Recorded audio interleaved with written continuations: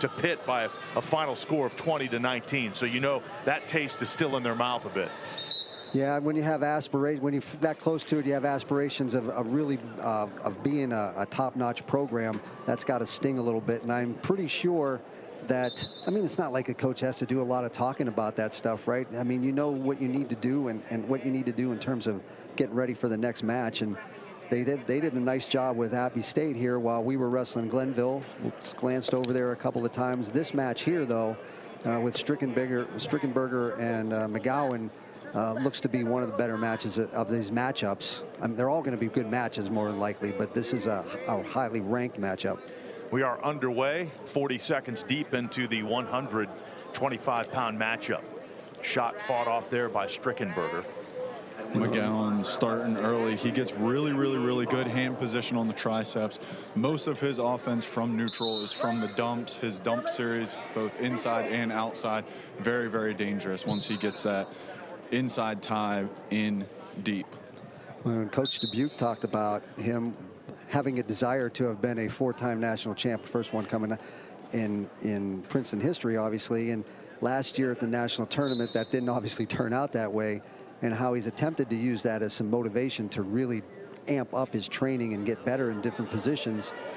And he's going to have a test for him right here in Strickenberger, who has been wrestling incredibly well, so obviously over the last year or so, and then starting off this season pretty strongly as well.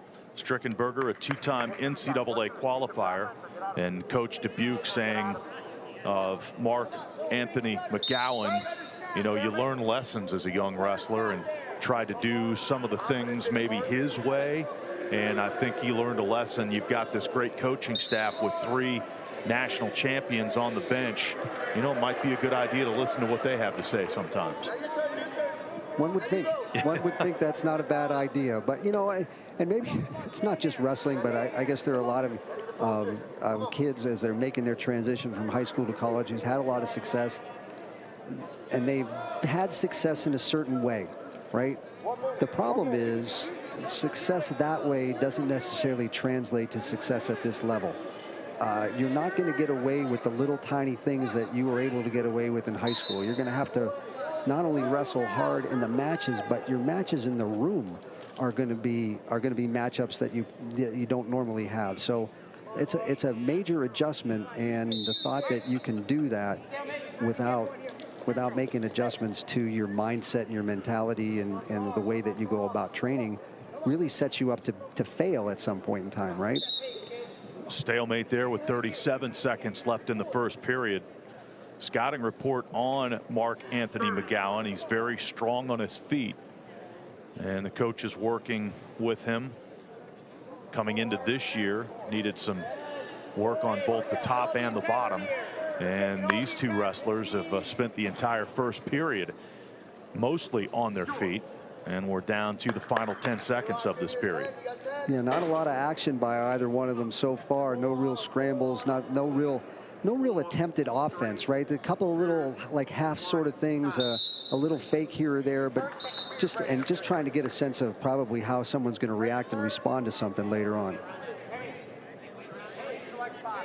Joe Dubuque, again, the coach at Princeton since 2023, and a former national champion wrestler at the University of Indiana. Spent time there as an assistant. Among his stops to a head coaching position, and we talked about the guys on the bench with him, all of those individuals with aspirations of becoming head coaches as well. We see the strength of McGowan from on top here, and a whistle comes 13 seconds into the second period. So did a nice job of just sort of blocking some of Strickenberger's movement on the bottom, kept him in front of him for the most part. Strickenberger still doing a nice job of getting to his feet and continuing to work.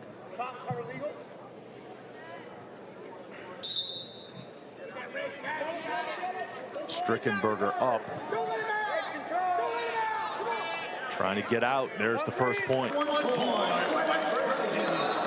Strickenberger seemed pretty content once he got to his feet to force sort of McGowan to let him go, because he wasn't really trying to take him back, but he doesn't want to risk that warning for stalling either.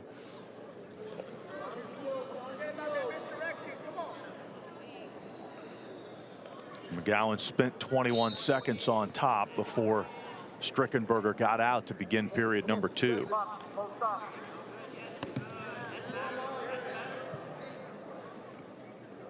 Strickenberger 19 wins as a Mountaineer a year ago.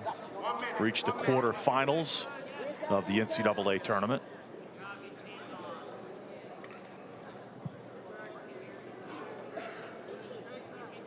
These two just kind of deadlocked here on their feet, you know. Oh, and there's a pick by McGowan. He gets to a finish right away, trying to. Strickenberger fights. Knee fighting, hip fighting. He's got tight waist across McGowan's belly. Well, now he's got the leg hooked, which is putting him in a better spot. But Strickenberger staying tight to that. And there's that length and flexibility that he has going for him in a lot of ways that other people don't. Still got that back ankle. I'm sure if he can, he'd like to try to roll that through if he can. Very, very quick move there. There's only 8 seconds left in the period. Yeah. Bending in the wrong way over there. And no points. Yeah, he fended it off. Very, very quick move on the shot by the Princeton wrestler, Mark Anthony McGowan. So it was a nice shot. He caught Strickenberger sort of walking in toward him. That was the one time he was trying to put some pressure on him and stepped a little forward, and McGowan got an opportunity to get in on his leg. McGowan's going to take neutral, and I don't blame him because Jet Strickenberger's strength is being on top. He's a strong guy at the weight class to begin with, and he's made his name mostly by the dominance he's had on top, and McGowan doesn't want to waste any time down there. Only point so far, Strickenberger an escape point the first 30 seconds of the second period. Now what this does to a large degree is it puts Strickenberger in the driver's seat, because McGowan now really has to come and try to score at him. It's because the shot McGowan took was getting Strickenberger to step into him, and now Strickenberger doesn't really have to do that.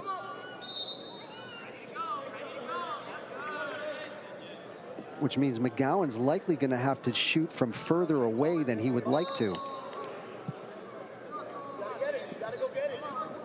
But at the same time, Strickenberger can't do what he's doing now, which is continue to move toward the back end, right? 1 minute gone. Here comes a dump series where he likes getting in that position. Strickenberger's still scrambling, though. I don't know whether they're going to call that a takedown. I'm going to think that that's going to get challenged potentially. There that's already challenged. 3 points on the board for Mark Anthony McGowan, but you see the challenge, Brick. Oh man, and then he stops there as this point to stalemate it. Wow, that's an interesting decision. They let 15-20 seconds go off the clock and then blew the whistle as Strickenberger was actually getting into a place where he might score. We've got our first video review of this one. Right, and so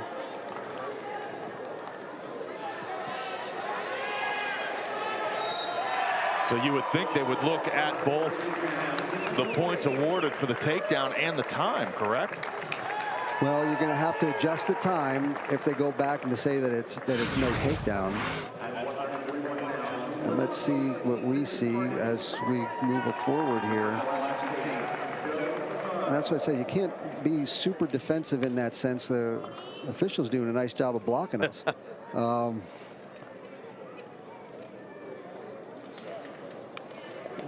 So he rolls him here.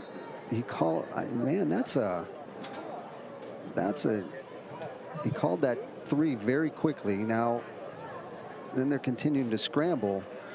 So let's see. I can see him making a case for the 3 because he holds him there for maybe just a little bit, but it's relatively continuous action.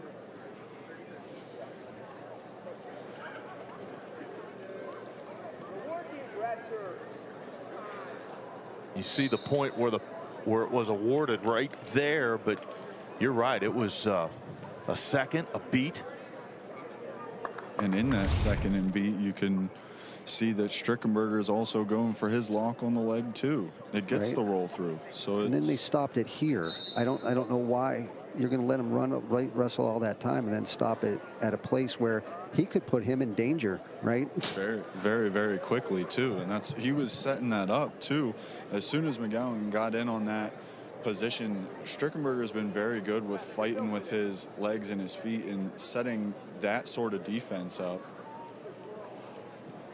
So the 3 points were awarded right there. Yeah, 55 seconds, 54 seconds on the clock.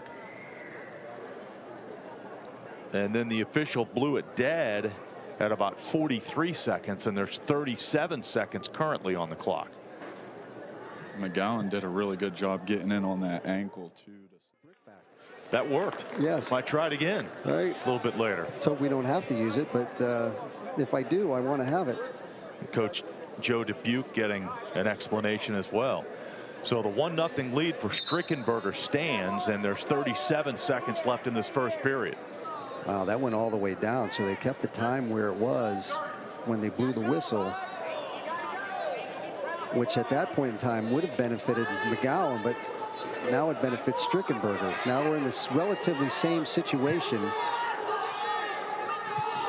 but also Strickenberger's really good here. 12 seconds left. Strickenberger trying to hang on with this 1-0 lead. Down to 5. Strickenberger hanging on. Doesn't matter. There's going to be no points scored, and that's why Strickenberger's really good there. So there's no points scored. You're going to have Strickenberger with a 1-0 decision. Strickenberger with that burst there in the final second. He gets his hand raised. 1-0, the escape point coming in the first 30 seconds of period number 2, and West Virginia jumps out to the 3-0 lead. So look, McGowan does a nice job of stepping over. He's going to step over and try to hook that, and he almost gets the points in danger, but you see Strickenberger fight through, roll McGowan out. McGowan just has to hold on. The clock's then.